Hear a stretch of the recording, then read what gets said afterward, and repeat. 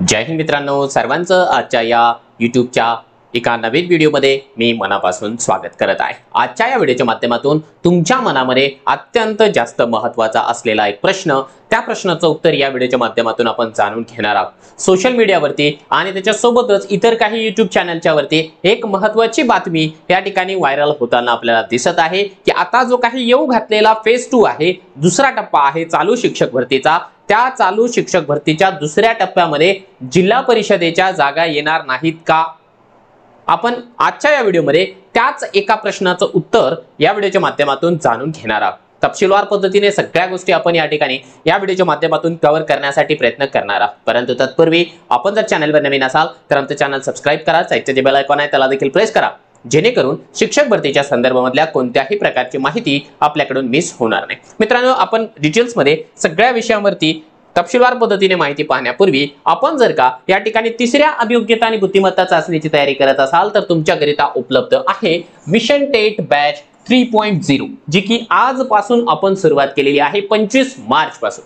यामध्ये तुम्हाला जे आहे IBPS च्या पॅटर्न प्रमाणे डेली सर्व विषयांच्या प्रत्येक घटकांची या ठिकाणी तयारी करून घेतली जाणार आहे। IBPS एक्सपर्ट फॅकल्टी आहे, डेली लाईव्ह सेशन असेल, रेकॉर्डेड फॉर्मॅट मध्ये पण आहे, अनलिमिटेड व्ह्यूज आहेत, PDF नोट्स, डाऊट क्लिअरिंगचं सेशन आणि सर्वात जास्त महत्त्वाचं म्हणजे 28,000 प्रश्न असलेली 500 प्रश्नपत्रिकांची टेस्ट सिरीज यामध्ये मोफत देण्यात येत आहे। अतिशय जबरदस्त अशा प्रकारची या ठिकाणी टीम तुमच्याकरिता उभी आहे, ज्यांनी IBPS मध्ये आपला जो शिक्का आहे तो अगोदरच जे आहे सिद्ध करून दाखवलेला आहे।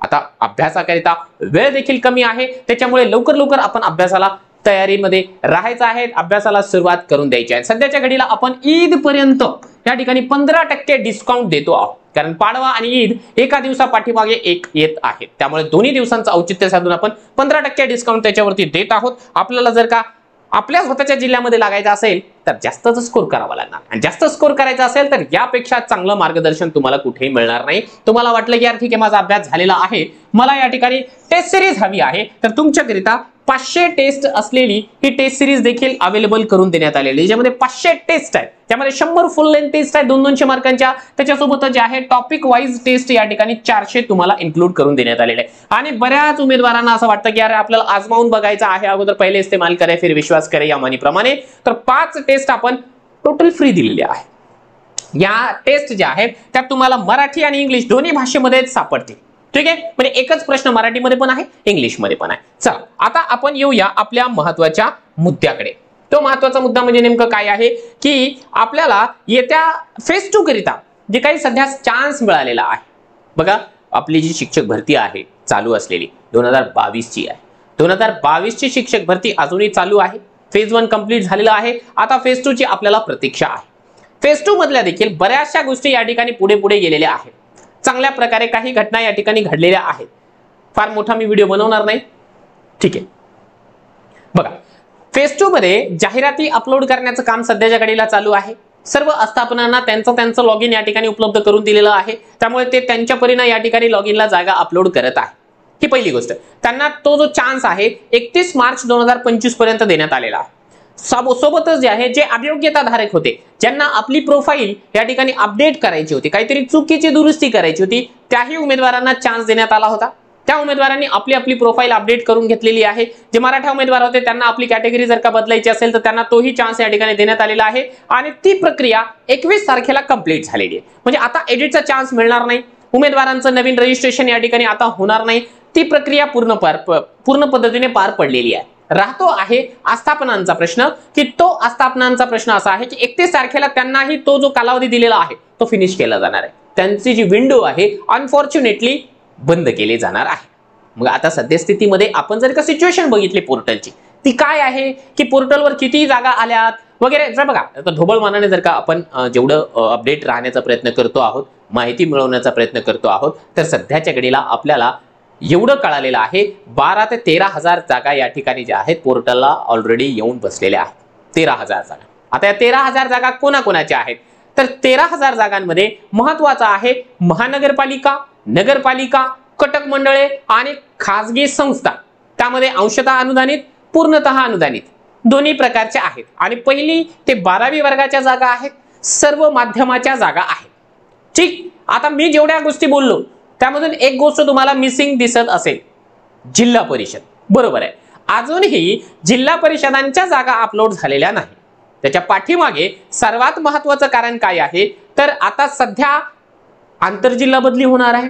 आंतरजिल्हा बदलीचा जो 7वा टप्पा आहे, तो 7वा टप्पा 6 एप्रिल 2025 रोजी राबवला जाणार आहे. म्हणजे जोपर्यंत आंतरजिल्हा बदली होणार नाही तोपर्यंत आपल्याला रिक्त जागांचा जो आकडा आहे तो पाहायला मिळणार नाही.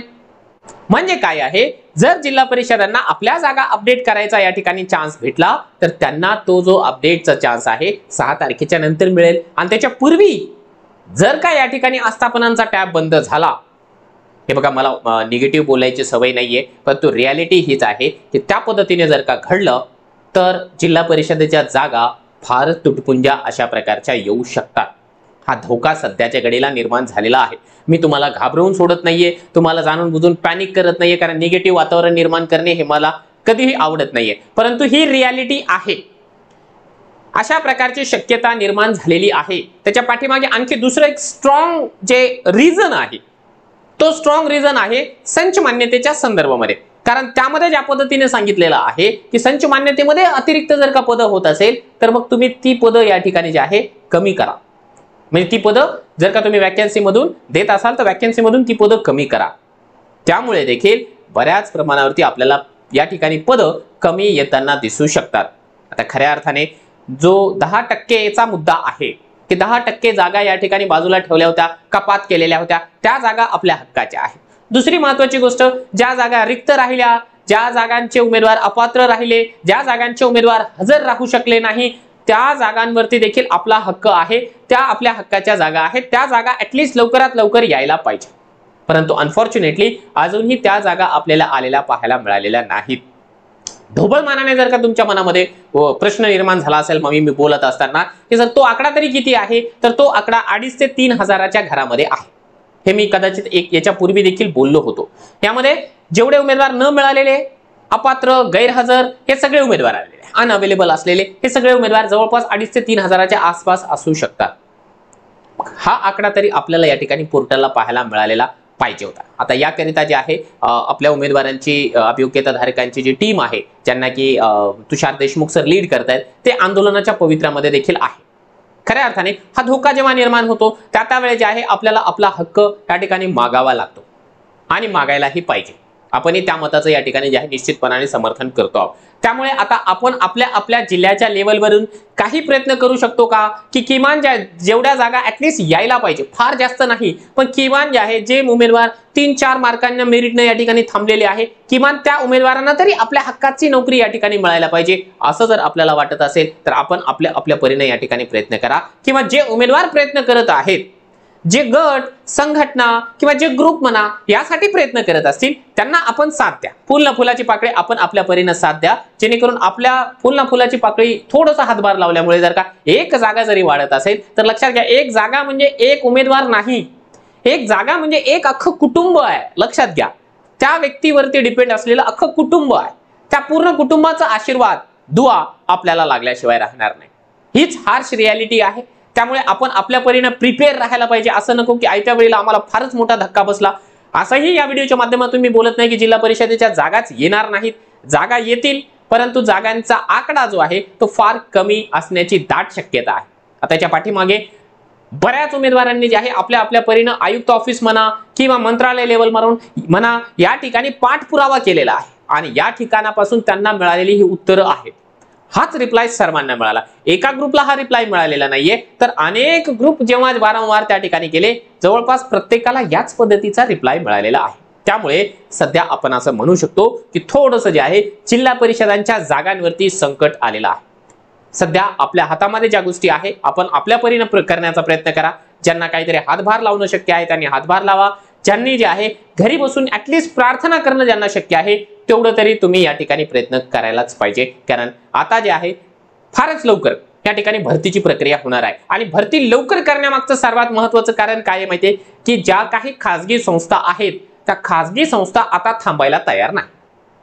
खासगी संस्थांना असं वाटत आहे की आता आम्ही इतक्या वर्षापासून, इतक्या महिन्यांपासून तुम्हाला शिक्षक मागतो आहोत आणि तुम्ही शिक्षक देत नाही. जर तुम्ही लवकर आम्हाला शिक्षक देऊ शकत नसाल तर मग आम्हाला आमच्या लेवलवरती शिक्षक भरती करण्याचा चान्स द्या. असं स्पष्ट शब्दांमध्ये संस्थाचालकांचं मत आहे आणि त्यांना फार जास्त कालावधीपर्यंत या ठिकाणी आहे टॅकल करून आपण ठेवू शकत नाही. म्हणजे मंत्रालय लेवल किंवा आयुक्त लेवलवरचे अधिकारी त्यांना फार जास्त वेळ जे आहे ते होल्डवरती ठेवू शकत नाही.